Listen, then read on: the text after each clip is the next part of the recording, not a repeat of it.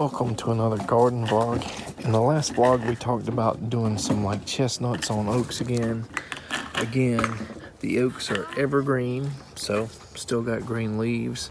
They shed off and on throughout the year, and the scion wood from the chestnut is dormant. So there's one of them.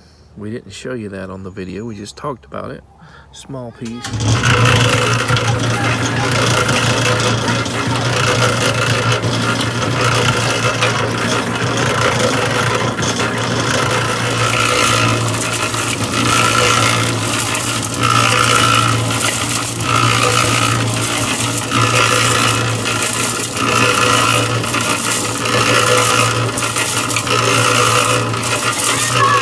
So it's in the middle of the night, almost 2 a.m. Can't really sleep. And I was just thinking, should I talk a little bit, about, we're trying these rubber strips, these grafting strips to see if that improves our grafting takes, especially on persimmons, but on everything really. But what if we still don't have good takes on our persimmons? I'm just scrolling through the Fruitwood Nursery website here, checking out their cultivars. But what do we do, in the next round if we don't get a lot of or a decent amount of takes? We only got 2 last year. The thing is, we're really supposed to wait until the rootstock puts out, leaves, but having the scion wood, the cutting, still dormant. And, what I'm often thinking about or concerned about, or what I've read about, is that sometimes they say cuttings last a month in the refrigerator. Well, the ideal time when your plants, your rootstock, is leafing out, maybe 2 months. It may be 2.5 months. It could even, potentially be 3 months. Or the scion wood pieces, the cuttings in the refrigerator, going to last 2.5 months. How much are they going to go into a decline or degrade or whatever and just not become viable? And you might be thinking, well, can't you just get your cuttings 2 months, out, right before or during the bud swell, the leafing out of the rootstock? Possibly some of it. You can get probably like giant fuyu, maybe seijo, saijo, tananashi, hachia, maybe a few others that are just so out there because they're kind of mainstream releases or whatever.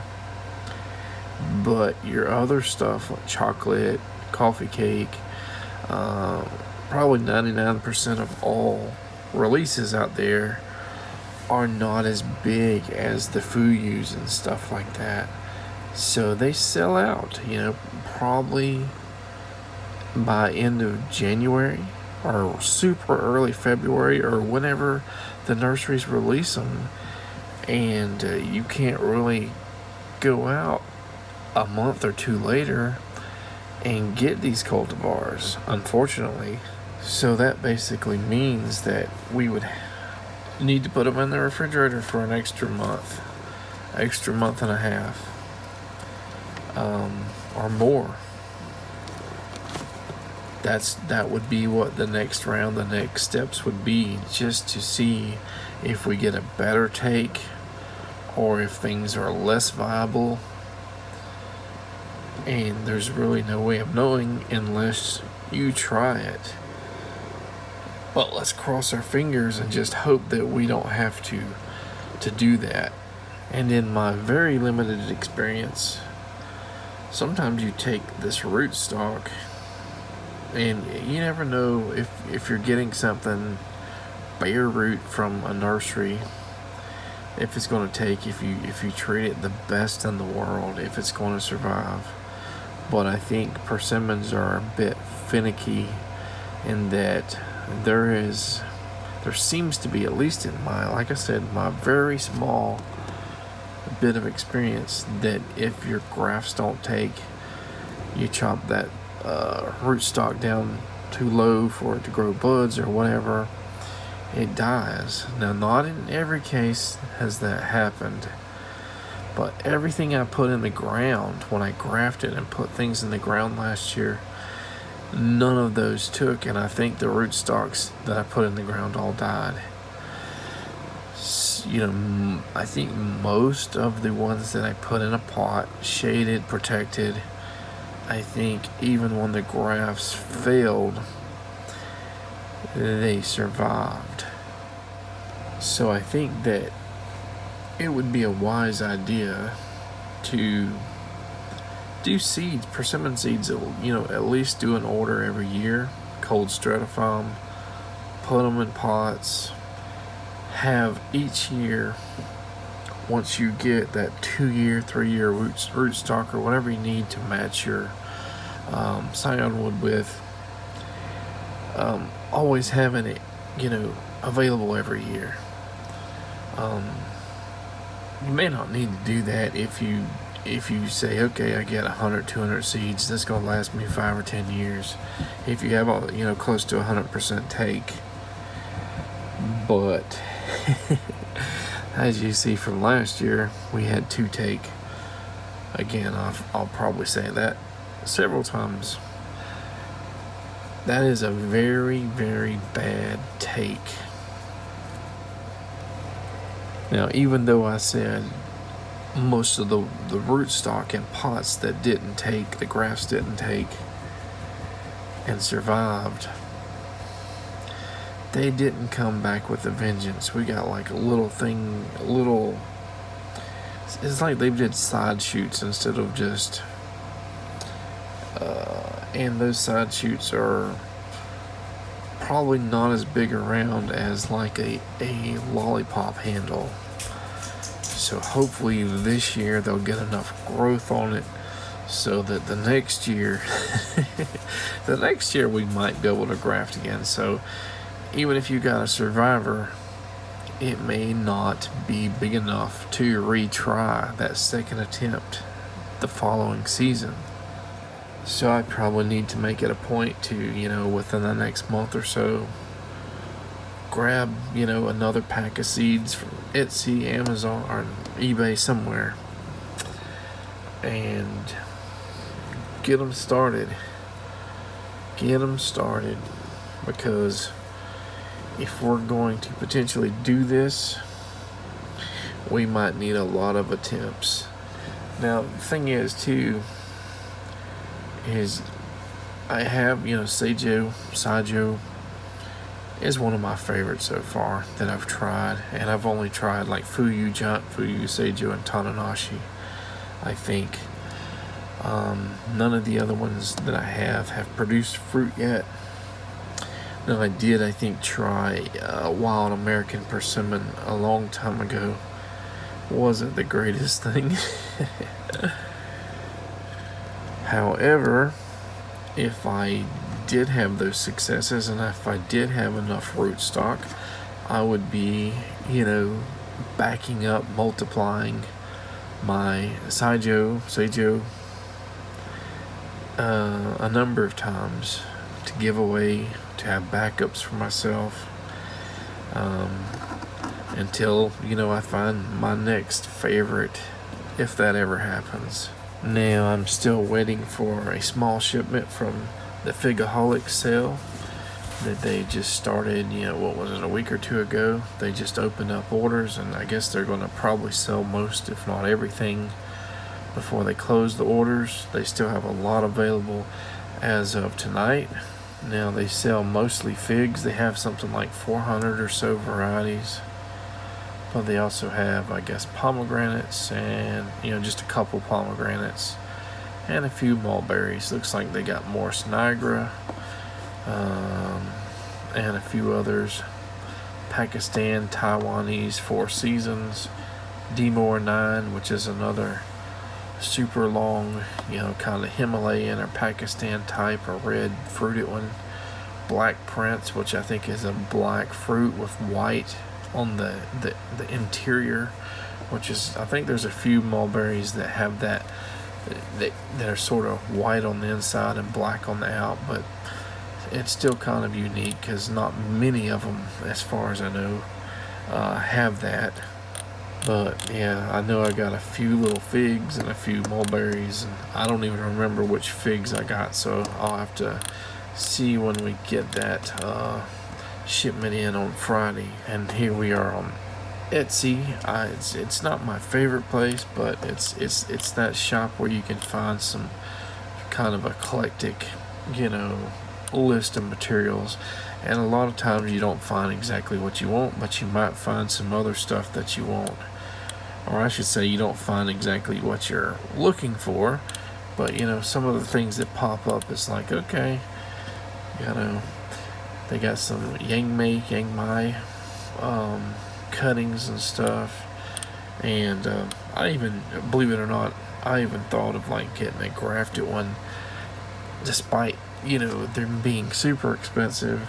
But the problem is they're grafting them on their own rootstock versus putting them on like wax myrtle, southern wax myrtle or something, which would probably do a lot better here in north central Florida. So the choice is probably to get scion wood cuttings, but this is cuttings, not many on here. $20 for one stick, and then another almost $10, so $30 for one cutting basically shipped to you. And hopefully within the next 4 or 5 years, cuttings, because they're getting to be so much more popular in the United States now, hopefully they get in that range of fig cuttings and apples, pears, peaches and stuff you can get from like Fruitwood Nursery and such. So $4, $8 a stick, $10 a stick right now would be decent, I guess. But definitely something I would like to attempt to graft on our native wax myrtles here. So one of the things I talked about on the last video was that can we go in a different direction, possibly even with container gardening? What if we were stuck trying to figure out what we can do in ground, with our experiments, with our maybe lack of premium space to put stuff in the ground. People can more densely, grow things if they have them in containers. Not all plants will probably do great in containers. Some of them may get root bound pretty good. There are a lot of mulberries and stuff that I can root it, and within a few months the roots are already going into the ground, unless I have some kind of barrier between the plant pot and the ground. But I've been thinking like pears. Pears are viable, ones that have there's fire blight issues and all kinds of stuff.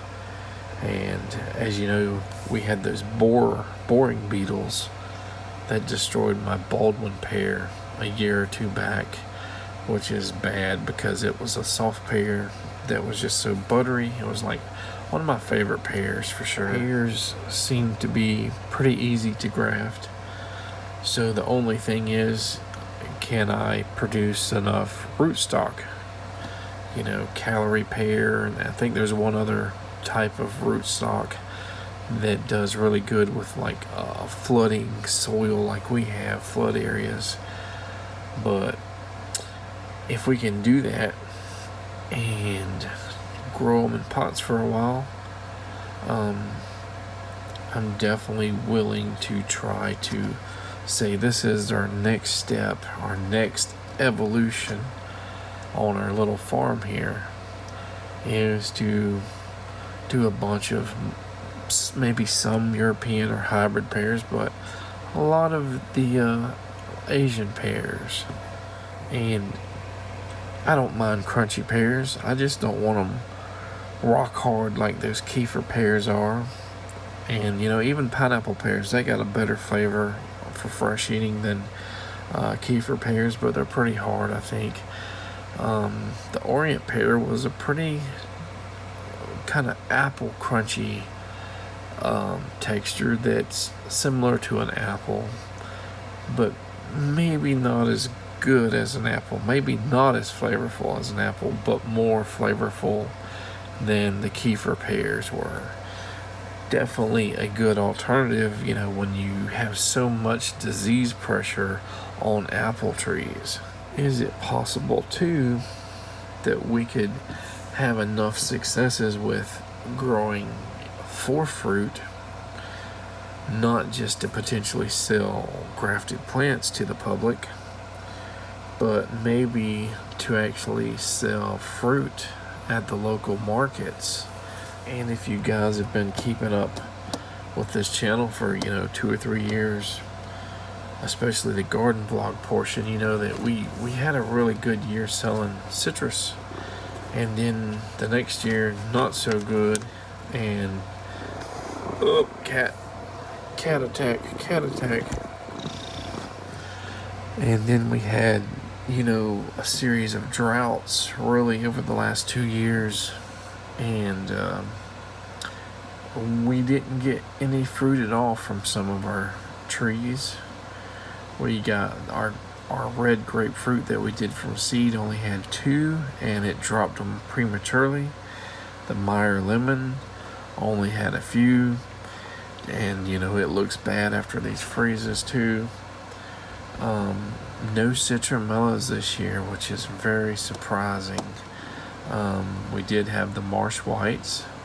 We didn't get any of our blood oranges. We didn't get any red navel oranges.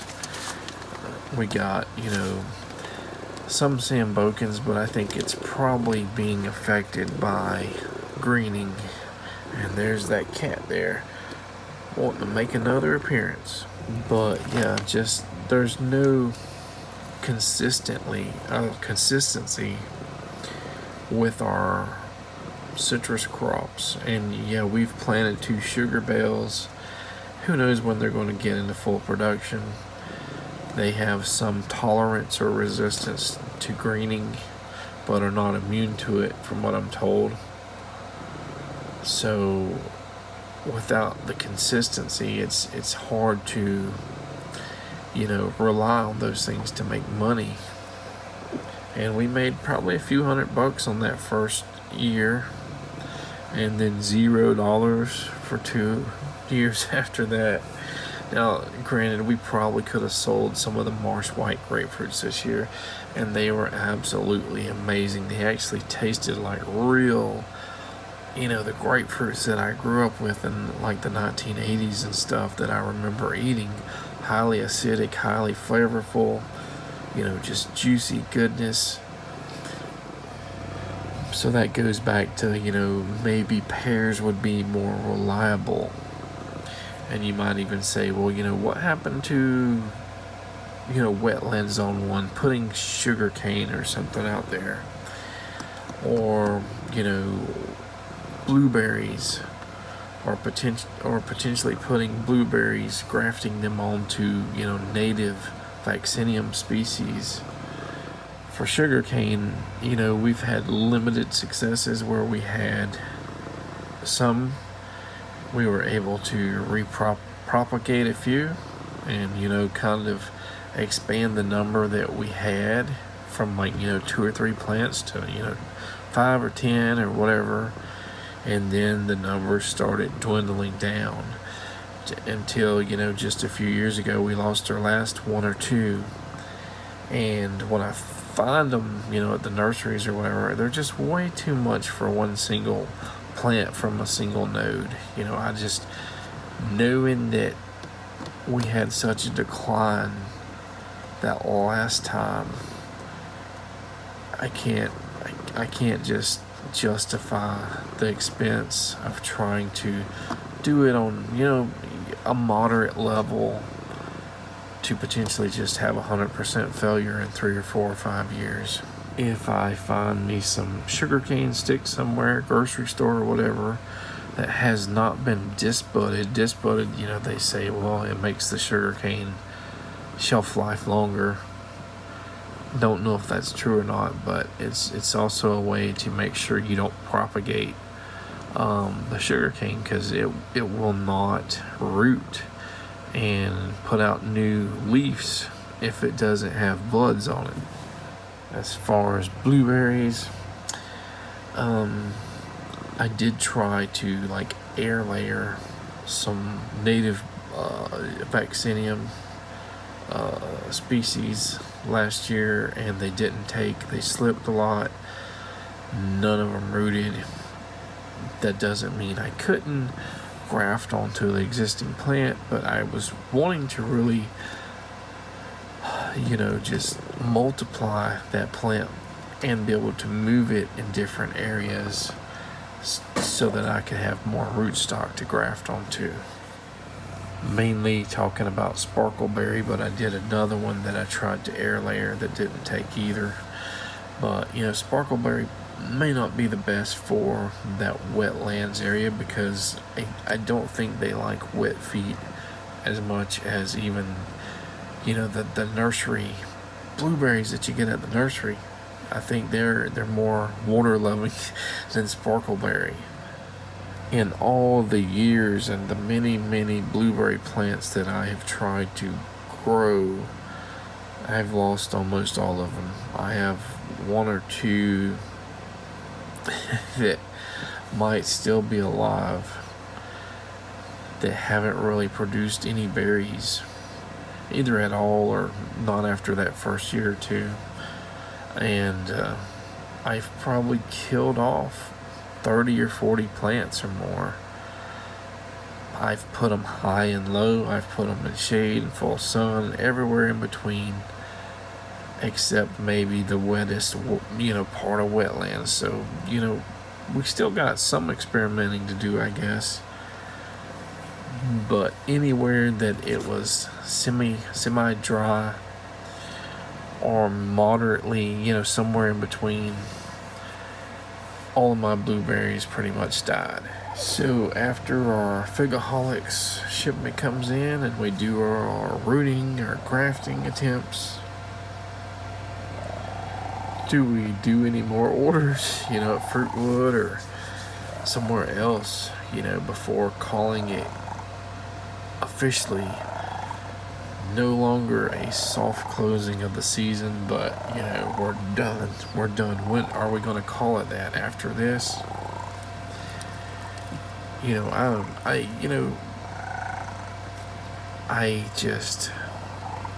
It's hard to say I'm stopping, because gardening is always on my mind.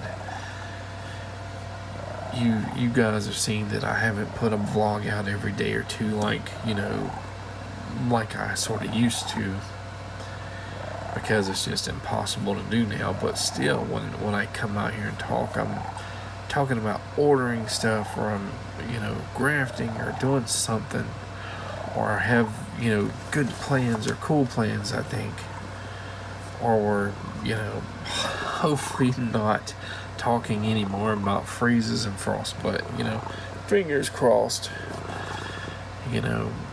we could still have frost and freezes. But I'm definitely looking at more fig stuff. Don't really like the idea of rooting figs. I don't have the best of luck with them, and I don't really have the rootstock to do a massive amount or any grafting really. So we either have to get cuttings that are already rooted, plugs, which that limits where you're getting your stuff from, and your limits what you're going to get. Fruitwood Nursery has a small selection of cutting plugs usually. As you can see, a lot of stuff's out of stock here. So most of your bigger suppliers are just going to be selling you cuttings or scion wood so that you can root or graft. And They may open the orders once or twice a year, and if you miss your opportunity, you missed it probably for the season. And as I'm scrolling through all these fig varieties, I'm kind of lost. Now this is Figaholics. They're still, in a week or a month or whatever, when I say, okay, do I want to do another order? Are they still going to have their sale on? I don't know. But as I said, I'm mostly lost. If there's 400, 500 varieties of figs that I can choose from here. And even the descriptions on a lot of these say from this guy here that he believes a lot of them are the same cultivars, but sometimes one that's listed with a different name sells out and for a much more expensive price. Like Black Madeira is like, when you get into figs, that's what people say is like the quintessential best fig there is. And then there are 2 or 3 others that have different names that they say, well, this might be Black Madeira too, but this name is more rare, more sought after, and people pay more. There's more demand, less materials. Some people might pay $30-50 for a cutting, like the Peluche loquat. It's supposed to get like as big as a pear or something.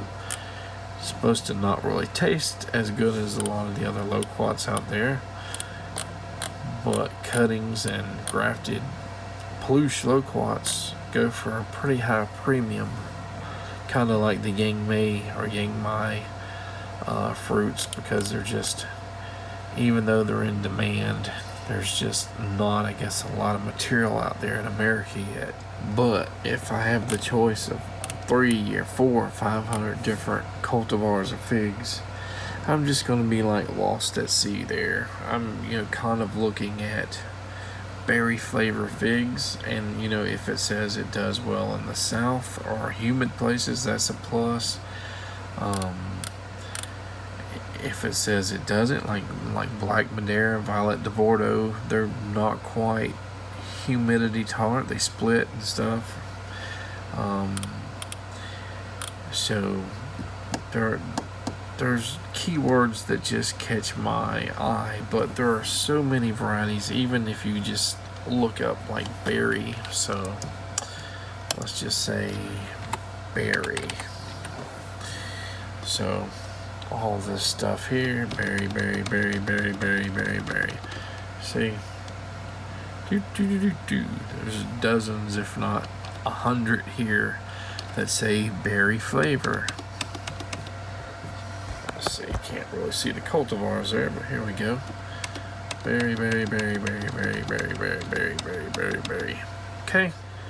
And again, I have limited space, so I'm gonna try to pack as many rooted figs in the ground as I can, but a lot of things may have to be in those more dense growing zones where there's just containers of pear trees, fig trees, mulberries, maybe.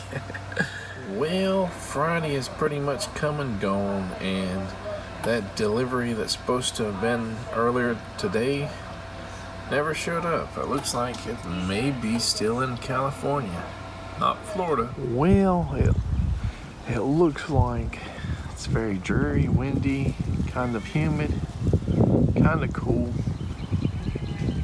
The sun's back there, but you probably can't see it right up there because all the clouds and stuff out here. But we are supposed to get between a 1/2 and 3/4 inch of rain, and possibly 1 inch in areas.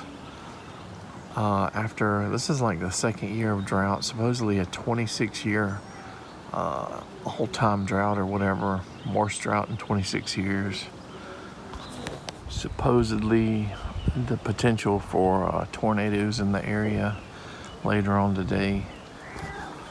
I think between like 4 and 8 p.m. it's supposed to get a lot of thunderstorms. but it definitely has that look and feel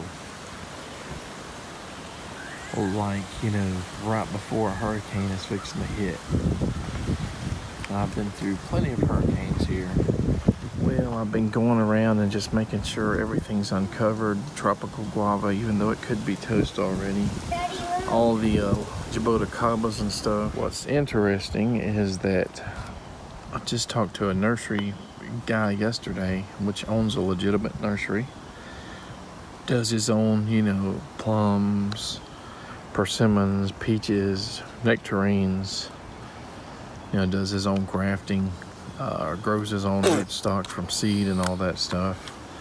And I was telling him my lack of luck with persimmons. Yeah.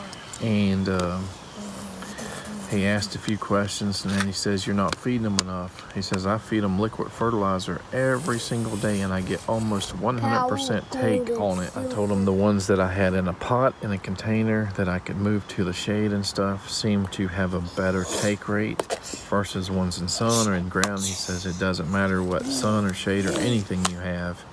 He says it's all about feeding that rootstock, you know, with that liquid fertilizer, hitting it, you know, as much as you can until you have a successful graft. Now, persimmons in general, you probably only are supposed to feed or fertilize once or so a year. Maybe you would do newly planted in ground, you know, trees a few times a year to get them started. But I think, you know, too much nitrogen leads to fruit drop and stuff, which is why you probably only do it once or twice a year once they get established. But I didn't go into, like, are you diluting it, you know, to do it, feed them every day. I didn't get that far.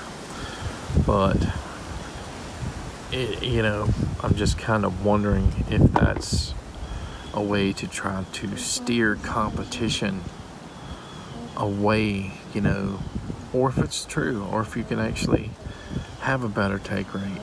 I'm thinking that I could take these like concrete mixing tubs and bottom water with, you know, a slightly maybe diluted liquid fertilizer, maybe even our fermented coffee brew is what I used to call it, but we mix a bunch of other stuff in it now. Stinkwater is what I call it now. You know, I don't really like to do that because the dogs will drink the water and get stinky. You know, there's no place I can keep these away from the dogs when they're on the ground.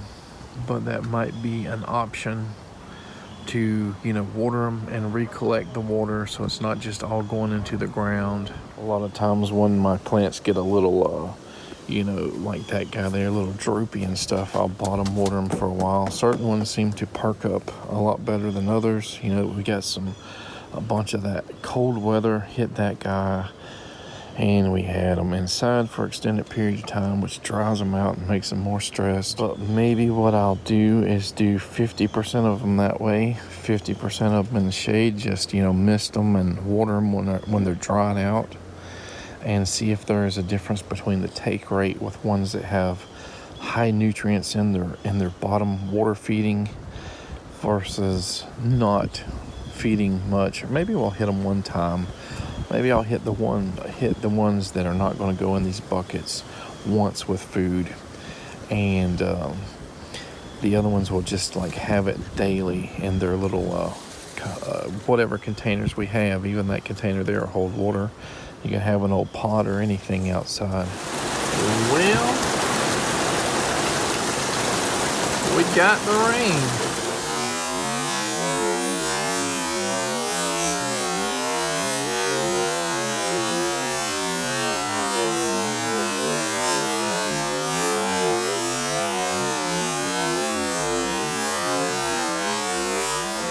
It started raining about 3:30, 3 p.m.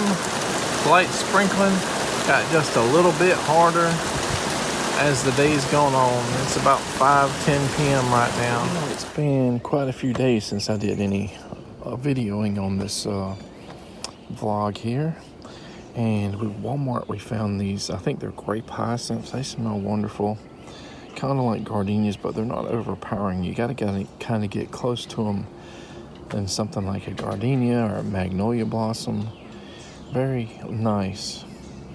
And I guess we got some white geraniums, something else here, some kind of salvia here, petunias, snapdragons, something else here, more Gerber daisies, more snapdragons. I think he said this was bachelor buttons, but I'm not sure. More snapdragons. Very pretty camellia here, although they really don't have a smell. I've had bad looks with camellias. You know, this particular variety likes a little bit of shade. They like water, but they don't like wet feet. So I haven't been successful growing these guys before. Not sure what we're going to do with it to try to, you know, overcome that challenge. And we have this little Christmas cactus we got. It has little pink flowers on it. They fell off before I could do this vlog. Little pot of, I guess, 3 tulips there. And then a pumpkin mandarin, or tangerine. I think they call them a mandarin. These 2 little mulberries we grafted last year, the Australian green and blackbird. You can see they're already pushing some new growth coming out, spring growth again. Some of them got that growth before these like hard freezes we had a few weeks ago. And all that new growth died. I don't think those actually budded out.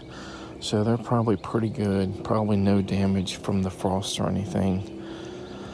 But a lot of things are like going into that spring growth mode again, especially mulberries. Some ones that we rooted last year. Got some coming from the bottom, some from the top. Bud swelling, you know. And another one there. And here are some of the ones we're trying to root or graft this season.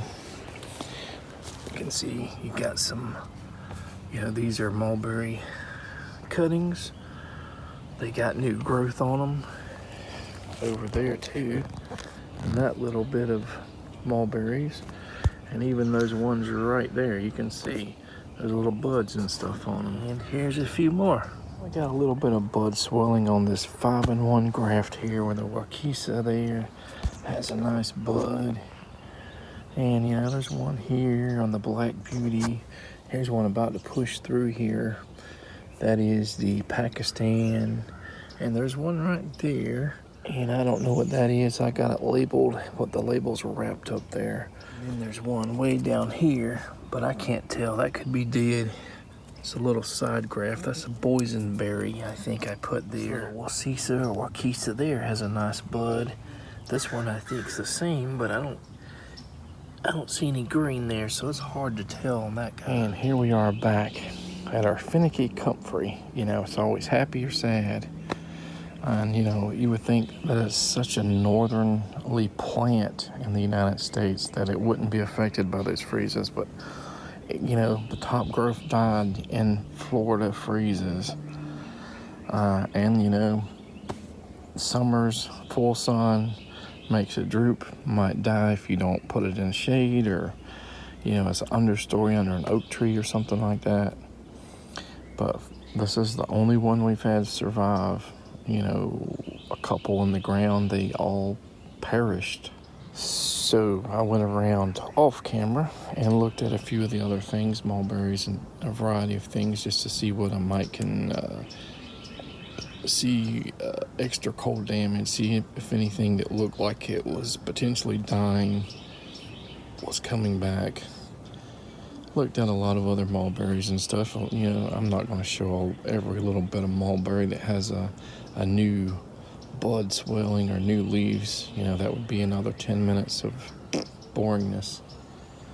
But I will talk about, you know, the new grafts, the new rootings, our cuttings we're trying to root. You know, if you've been on this channel, you know, watching all of our vlogs for the last year or two, you'll know that mulberries have a lot of plant energy stored up in their cuttings. So they can pretend that they are doing well. They can shoot out maybe up to like a 3-inch, you know, limb and a set of leaves.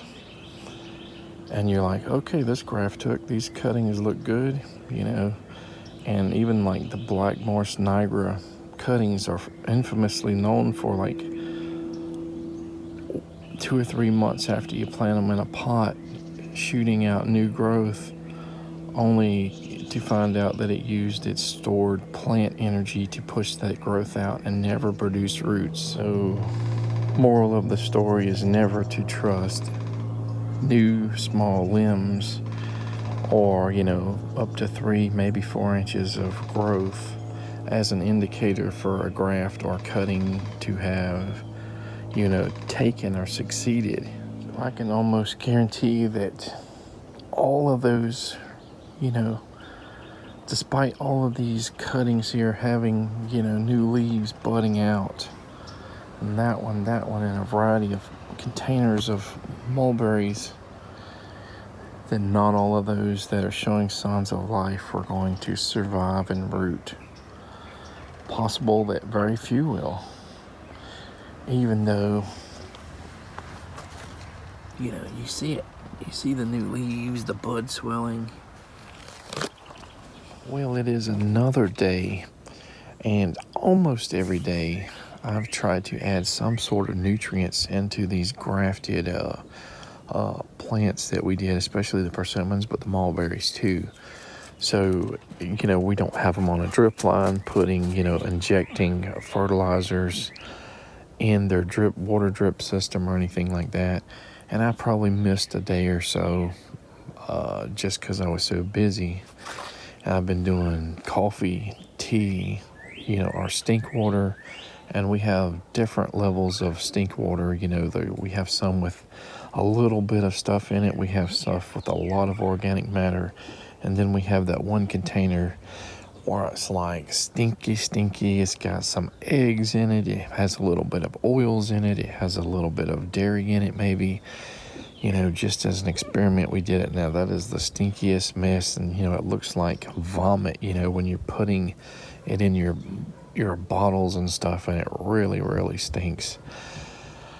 So today I did the stinky one, and I did not do it like 20%. I did it like 5 or 10% at most to like rainwater or spigot water, mixed it up good, and then just put a little bit, in the pots and the soil in the pots to give it a little bit of nutrients. And, we're going to see if this actually helps. Yesterday, I actually made some honey and rainwater. This is like crystallized honey that, you can microwave it and use it forever.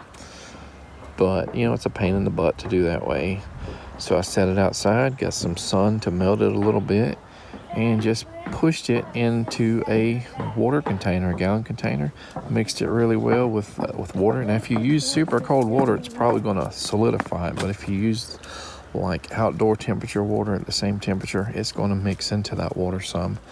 And we actually put it not just in the grafting plants that we did, but we also put it on the plants that we're trying to root. Honey is actually like a rooting stimulant, just like aloe, just like willow, and rooting hormone. So maybe it will even help with that. So it's got nutrients and it's got that rooting stimulation or whatever. This is my original coffee beer or coffee brew container from like 10-15 years ago. It got some leaks, I think, around the seal, so almost all of it was lost over the years, but it does have probably a few gallons at the bottom there. And look how dark, almost black it is. So this is like, should be El Primo stuff here. And we're going to fill the rest of it with some tannin-rich rainwater, I think. And that'll be possibly tomorrow's food. So here it is with that tannin water that's just rainwater that's been collecting for a few years. Most of our reserves are gone, so this is the bottom with all them leaves and just kind of composting in the water, making its own kind of stink water. It has some duckweed and possibly some algae and stuff in there that was forming due to the slightly warmer weather we've been having after those freezes. So it should have a lot of nutrients in it. I got me a little coffee bucket, and I put some of our active compost from our compost pool in here. I put a little bit of magic soil in here. I put some of the compost we're working on with the pigeon poop, and then just a little bit of pigeon poop that hasn't even been composted. And we're going to try to see if we can get most of this in a container and make sort of like a compost tea. Let it brew in a gallon container for, a couple days and we're not putting it in like a tea bag or anything. So when we water everything, they're going to get, you know, some solids and some liquids, but hopefully a lot of the nutrients will go into the liquid, you know, so we can water all these plants with. So about half of this is that material, and then we added more rainwater to it, but we're not filling it up. We're going to keep it sealed because it's gonna basically oven bake, you know, in an anaerobic environment. And we're keeping the other half empty so that we can put oxygenized water in the other half before we use it. And maybe that'll be good. But just let it bake like an oven for 2 or 3 days, and we're going to use that for nutrients. I got about 4 of the grafts on this cherry plum. I don't know if you can see it. My kids stole my ladder this morning. I don't know where they put it. See, there's leafing out there, going right through that parafilm. Here's like 2 sets of leaves going through the parafilm. I think there's right there a swelling bud that's going through the parafilm, and we got another one that has just swelling buds but it hasn't pushed through yet. These should be the dappled dandy pluot and the Excelsior plum, and one of them may even be the scarlet plum that I tried to put on here.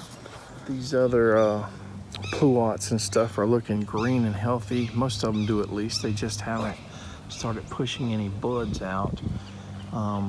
Hopefully at least one of them takes, but who knows? These bumblebees have been fighting over this hyacinth plant here. They were knocking each other out like they were playing bumper cars. So we got some bud swelling, leaves coming out of some of these guys here.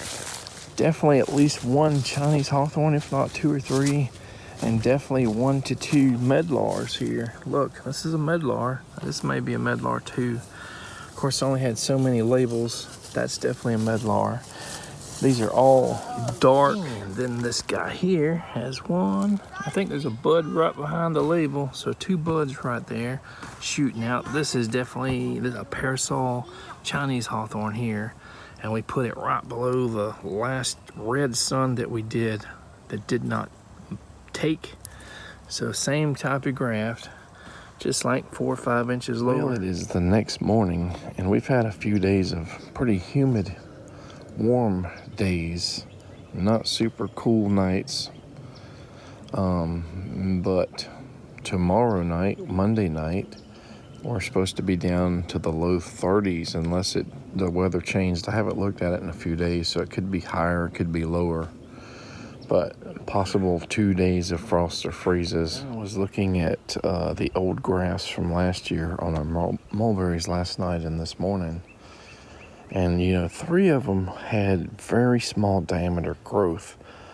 So they appeared to have been damaged, if not killed, by probably those low 20-degree freezes we had a few weeks back. One's the Taiwanese Four Seasons, which I don't have a backup up. One's Maui. I think I have 1 or 2 backups. And then one's Hunza Black, and I don't have a backup of that either. Out of the 2 that I don't have backups of, if both of them died, probably the only one I would try to replace would be the Four Seasons. I don't know anything about the Hunza Black. And it was just a random buy, and that happens a lot. You know, some of these websites don't give a description or anything. It's like, okay, here's 30 or 15 or 20 selections. Oh, this one sounds cool. Click, click, click, click. Not knowing anything about it. There is another one, a 4th one, that wasn't looking too good in the pot. Very small diameter. It did pass the scratch test, but I guess we'll know soon if it's going to come back or not, because most of the mulberries are starting to push out those green buds. Some of them have little leaves on them. And here looks like one of our resident little water snakes there. Small one. A lot of times the male snakes are a lot smaller. And I seen several times yesterday, a 3-footer bandit water snake. So that could be the mate to the big female. We got our 10-year plus coffee brew. And they say the longer you let it sit and ferment, you know, you can do it for years and years, the better, more stronger, more potent it is. But yeah, this looks like sweet tea or something. These are some of the grafts that I did last year that failed. And see them little tiny things, you know, not getting the diameter and growth they need. So let's hit these guys with a little bit of this nasty water. Try to get them to grow faster. And our main experimentation here is based on what this nursery guy told us. We're going to put just a little bit in each one of these that we're trying to graft. We're going to do it not just with the persimmons, but mulberries, you know, medlar, whatever. Like this David Smith here.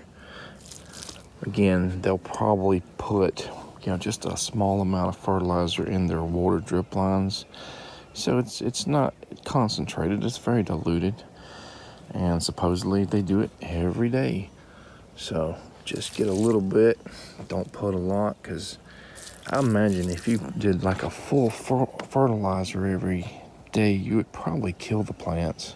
And this is that mulberry that looks bad at the top. It's dark. It does pass the scratch test, and there is a little green there, possibly on the graft versus on the rootstock. So we should know in a few weeks if this is gonna survive or just die. Hand wool too. We've been doing this compost tea stuff here for 2 or 3 days now, and we're gonna put water in it, give it some oxygen, and, you know, dilute it a little bit and give it to all of our little grafting, currently trying to graft plants.